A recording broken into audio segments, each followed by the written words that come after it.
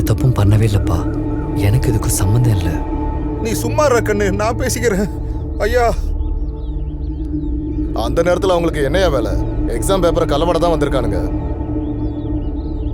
என்ன principal sir, நீங்க அன்னைக்கு இவனை பத்தி தானே பேசுனீங்க? ரொம்ப நல்லா படிக்கிறான், ஊருக்கு நல்ல பேரை கொண்டு வருவான்னு புகழ்ந்தீங்க. ரொம்ப நல்லா தெரியுது நீங்க சொன்ன அந்த நல்ல பேர். பெரிய மனசு பண்ணி இந்த சின்ன பிள்ளைய மன்னிச்சு விட்டுருங்க ஐயா.